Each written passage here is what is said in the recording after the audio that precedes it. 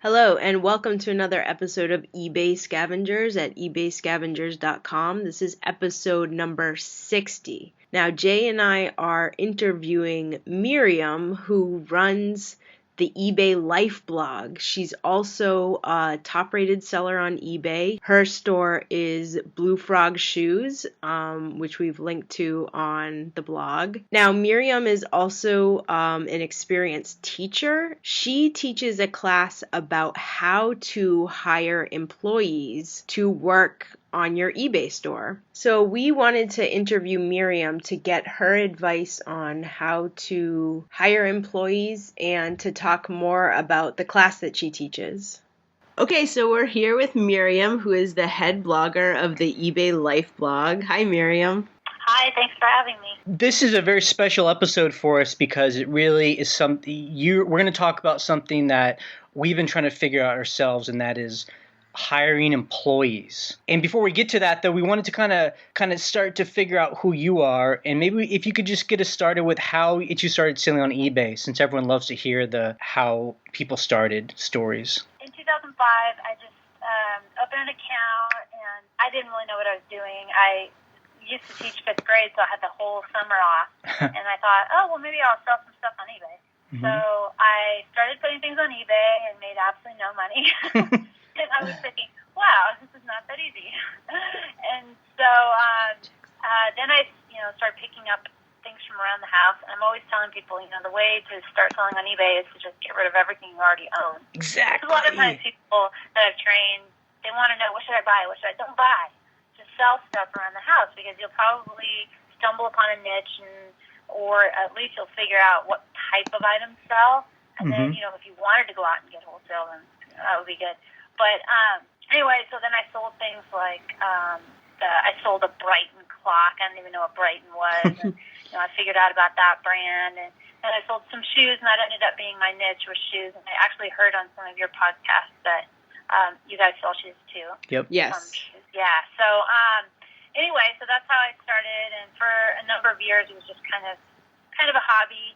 And I pretty much did everything. After a while, my boyfriend thought, maybe I'll try to sell on eBay. At first, he wasn't interested, and then he went to a yard sale and found this vintage stove for $1, and he sold it for $45, and he thought, oh, wow.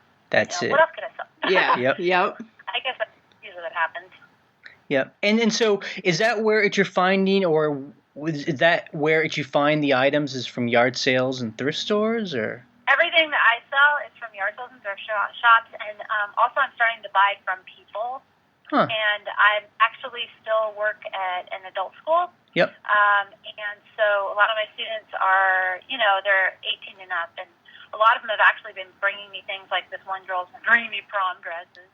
So I'm starting to get a reputation for buying things from people. So that's another source of yeah, we always find like the problem isn't finding stuff, because we have more stuff than we can sell. All. Right. America just has so much. It's funny that you're in Europe, because I was going to ask you if you buy any stuff in Europe, because Germans don't have yard sales. Yep. Right.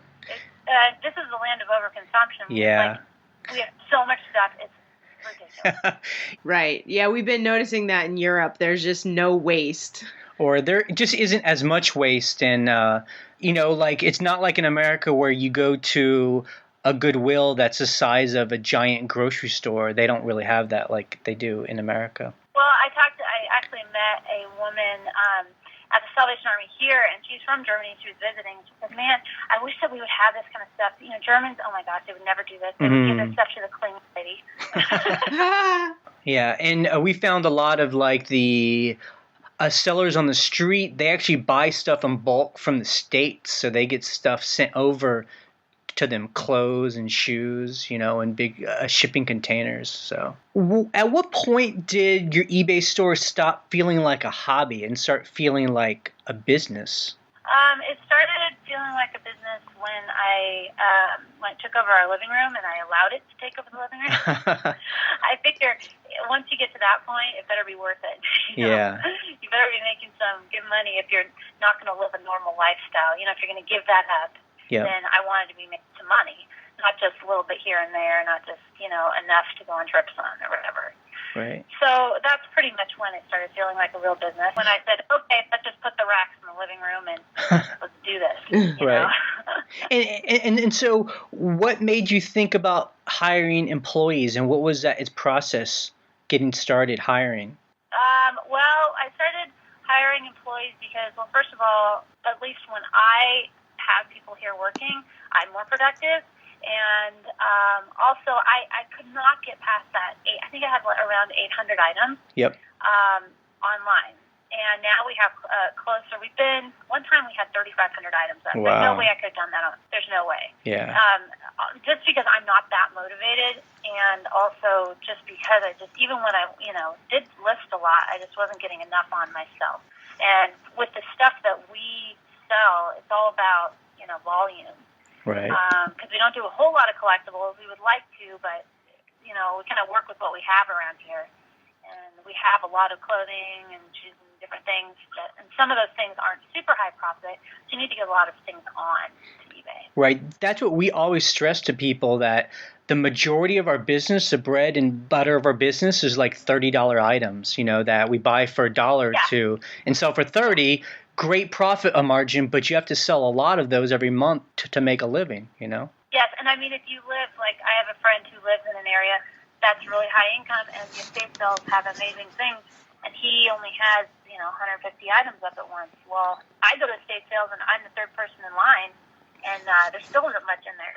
Right. Because of the area we live, so you just kind of have to adapt and say, okay, well, in our area, we're going to focus on this product, because there's a lot of this, whatever it is. Yeah. And so how did you hire employees, and how did you train them? Well, basically, we've been hiring mainly Chico State students. Mm-hmm. I try to get people who are students because they don't have time and they're not interested in becoming your competition. Yep. You know what I mean? Yeah. So I have someone working for me right now, and he comes when he can. Some weeks more, some weeks less. But he's busy, real busy, and he's not interested in becoming my competition, which is what you want. Yeah. Because it can be, especially if you live in a smaller area, that's really important. You don't want to make competition for yourself, because that often happens. But if it's a student, you don't have to worry as much. Yeah, I think that's been our biggest fear when we think about hiring somebody, is that once we show them how we do it, that we can, get a pair of shoes for $1 and sell them for $40. I'm just afraid they'll be like, wow, well, that's easy. Well, thanks for telling me. I'm going to go do that, I would say, get a student that's like a junior, because you have them for another 2 years, and they're serious. They've already made it to junior year. They're probably going to finish. It's worked out pretty well. And there's always, you put out an ad, and next thing you know, you have all these resumes. So how long does it take to actually teach them the process? It depends on the person. I kind of go through that in the class that I teach about hiring.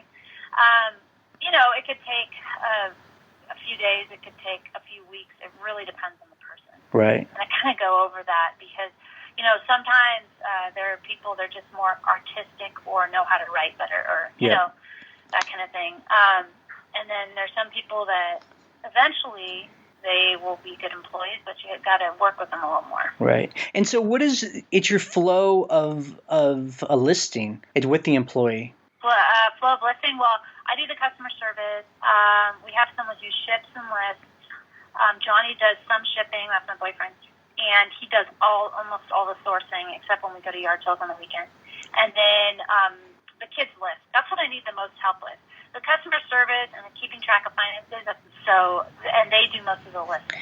Yeah, it seems like the bottleneck is always just getting it online. So that's our bottleneck as well. That's what wasn't happening. I mean, it was, like I said, I wasn't getting past that 800. Yep.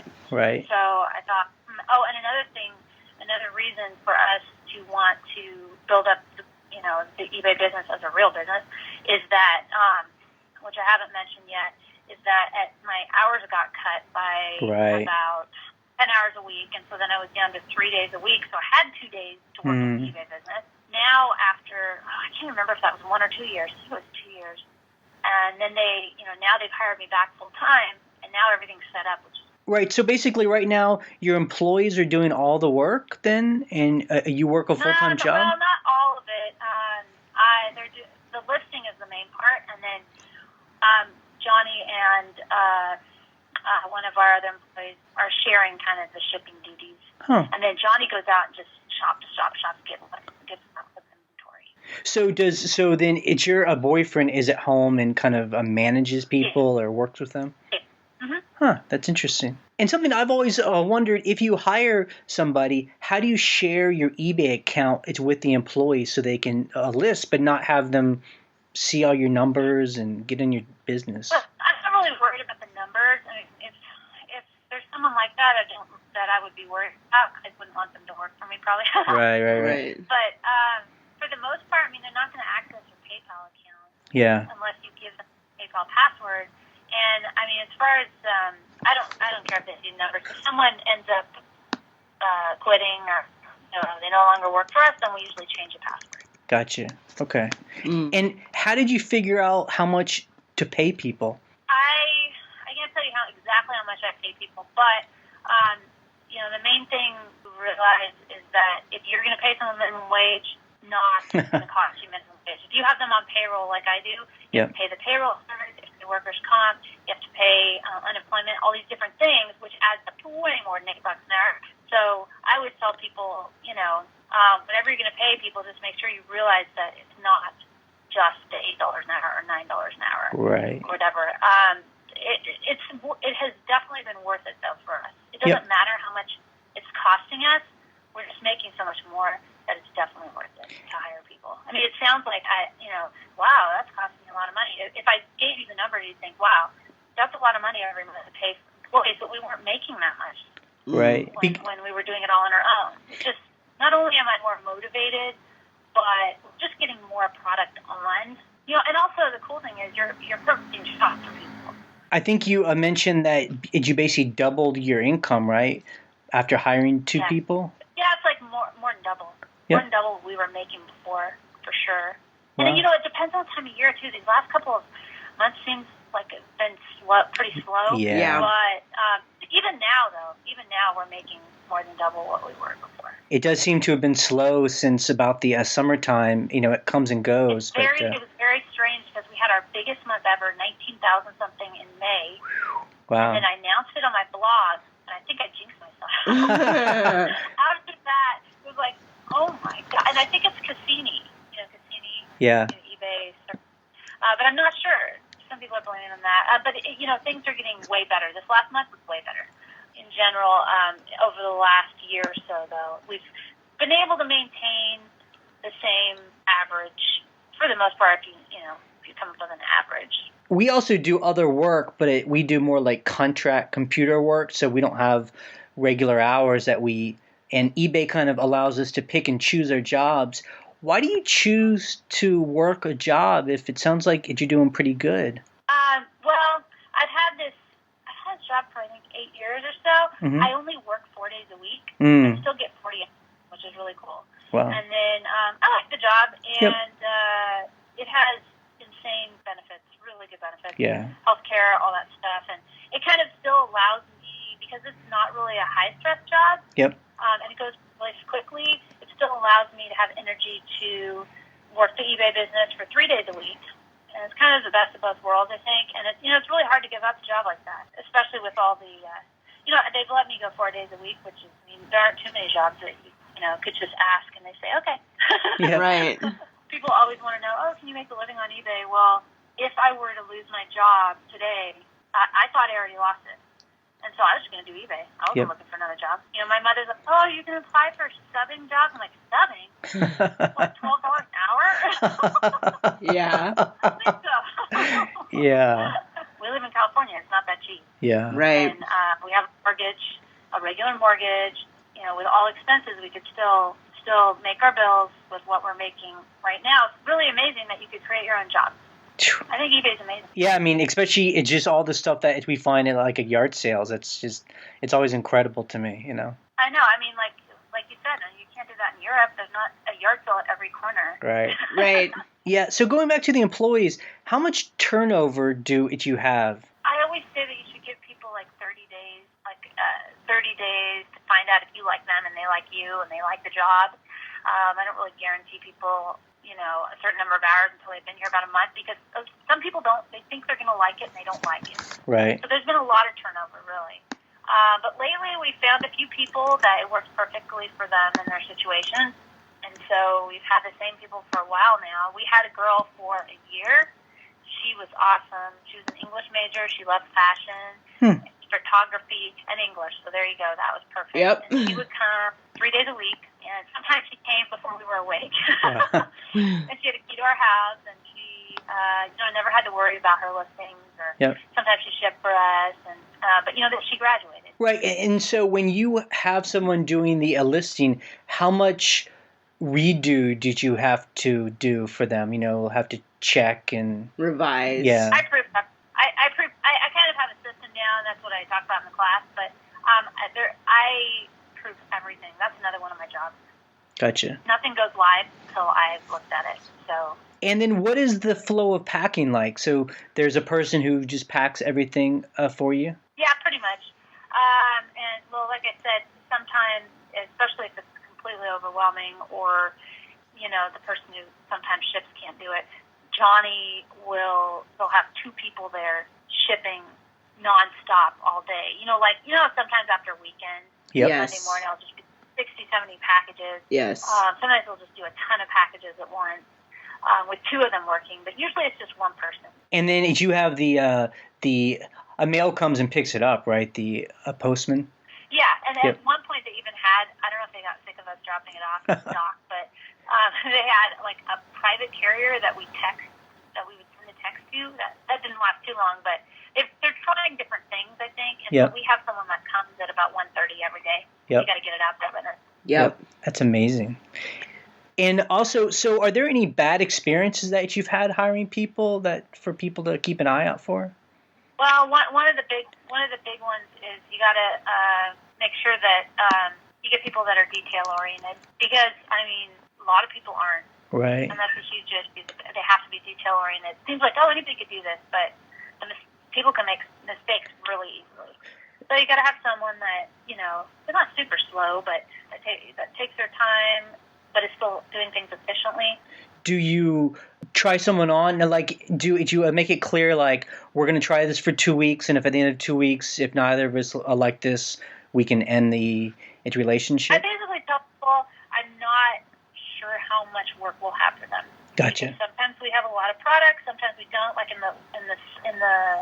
at Christmas time, we just needed tons of people. We felt like we did, at least. So if someone wanted to work, we just had a lot of product and a lot of need to get it on immediately. It depends. Yep. And a couple other things too. I notice on your store, you do auction and you do buy it now. How do you choose which one? Usually although I'm trying to be pickier now, but if an item, if I have a lot of competition, I'll put some stuff at auction. Like, I'm actually thinking about not doing Ralph Lauren shirts anymore because there's so much competition. It's ridiculous. Yeah. You know what I mean? Yeah. But if I do have a men's basic Ralph Lauren shirt, sometimes I'll put it at auction just to get more exposure.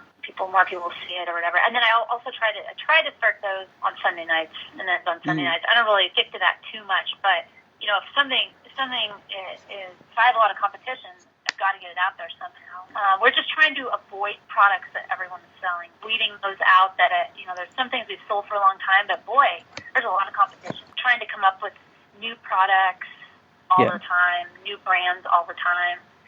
Things that when people search, maybe 50 listings will come up instead of 3,000 or whatever. Well, how do you control that though? Since our podcast is called eBay Scavengers, because basically we're just going out scavenging. It's the stuff available. Do you mean that you just start to pick and choose what you guys scavenge? Yes. Okay. When we go out and we go to yard sales and thrift shops, we try to pick things that are going to stand out and things that fewer people have for sale, more unique items, I think, is important. Right. Getting that newsletter list, that helps you retain customers too, getting people to sign up for your newsletter. Really? Did you find that that's helpful? I've never really seen a value in that. I know I'm getting more repeat customers because people tell me. Really? They say, hey, it's the third time I bought from you, and That's kind of one of the benefits of having different IDs. We have 3 different IDs. And I mean, if all you sell are socks, people might come back to you over and over again to buy socks because they know, I remember that website. True. They sell socks. I think I'll go to that one. But if you sell a bunch of other stuff and they're not sure what exactly you sell, I think it's harder to repeat customers because, they don't think of you as the sock website. They think of you as eBay. That's true. Yeah, like we always buy our toner from one guy because he just sells toner. But our store is more, exactly. Our store is more like a general store. We sell everything, so it's whatever people search for. I mean, we did that for a long time too, but now we're kind of like we have a collectibles ID and an ID for another type of product, and then our main ID where we're selling the types of things we've been selling for a long time. Yep. Right. So I noticed that you focus a lot on shoes, but you mainly do free shipping on the shoes, and that surprises me because it feels like the shipping would be expensive to ship shoes. Well, we added into the cost of the shoe. Okay. Okay. Gotcha. The shipping, it's not like it's free. Right. You have to roll it into the cost of the product, otherwise. Yeah, and we are actually, I think, at a disadvantage because so many of our customers are on the East Coast. Right. Same with us. Florida, Right. Whereas I think people that are on the East Coast, I would assume they probably get a lot of sales closer to home. Right. We don't get very many from California at all.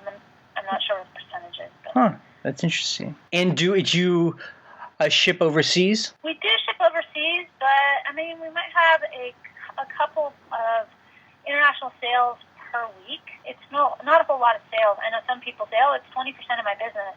It's not for us. I don't know if it's because it's shoes or not. Right. Could be. Yeah, I think we actually do a lot of international sales because we sell a lot of like really weird older things that we find at estate sales, and so I think that's what people are looking for. Acid wash jackets from the 80s. Yep. That would be like a Europe thing. Yeah. And so about the employees, so I think you have 2 employees right now? Is that how many you're? Yeah, it's between 2 and 3. Yep.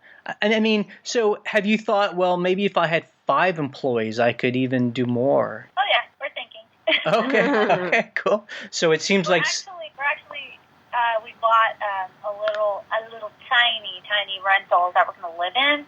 That Johnny is finishing remodeling right now because we don't have a house left, and just planning on the house that we live in right now is going to be the warehouse. We might keep it forever. Wow, that's awesome. Yeah. You sound like us. Yeah, because we need some space.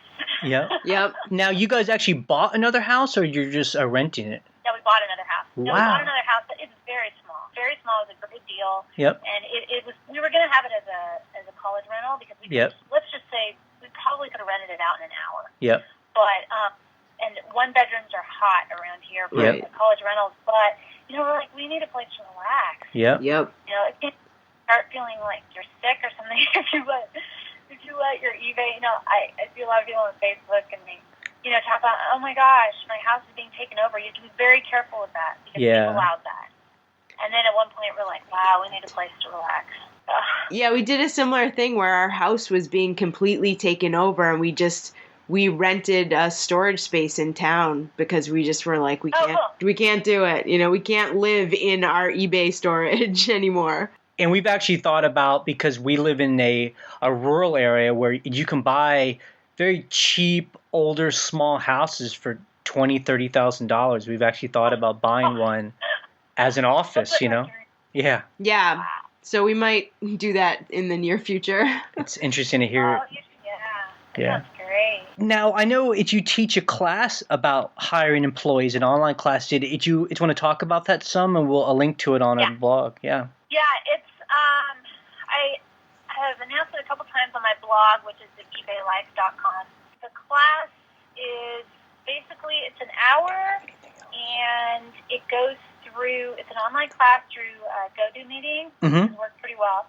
And it talks all about, what you need to do, paperwork, all that stuff to hire employees, difference between independent contractor versus employees, that kind of stuff. And then I go into the, training process, how to train people, what the best way we found to train people, mm-hmm. How to find people, and then how to make sure that all the listings get proofed. Yep. And that there aren't a whole lot of mistakes made, because one of the problems we had when we first hired people was that, it was a size 8 shoe and they listed it as a 5. Yeah, that's a problem. What a nightmare. That was over and over and over again. So I have a special thing that I do now that has solved that problem. And, that was one of the problems we had at the very beginning that we no longer have. So, I mentioned those kind of things. And pretty much everything you need to know to hire employees and really make more money. Yeah. I think that if someone really wants to make a living on eBay, I think like I said, I'm more productive when I have people working for me also, because I'm like, oh, wow, someone's here, Yeah. Right. On it. You know what? This has been really super inspiring, because this is something we've been talking about for the past a year, because like you, we feel that we've hit a ceiling where we are just now, no matter how much we list, we're just keeping up with what we sell because it's been successful, and that's good, but you can't get past a certain point. So these are really good tips about hiring employees. We really appreciate it. And I just wanted to tell everybody listening to this, I really believe you can make as much money as you want on eBay. Yep. It's all about hard work. It's all about getting stuff on there and learning. People are constantly asking me that. Yep. Can you really make a living on it? Yep. Yeah. Because I have pretty high standards. We're very, very frugal. In fact, when I read your biographies, I thought, oh, that sounds like us. Yep. Yeah. Well, we'll link to your class on ebayscavengers.com so people can check it out. It sounds real cool. And again, we really thank you for coming on. It's been a good time. Oh, sure. Thanks for having me. Thanks so much, Miriam. See ya. Okay. Talk to you later. Okay.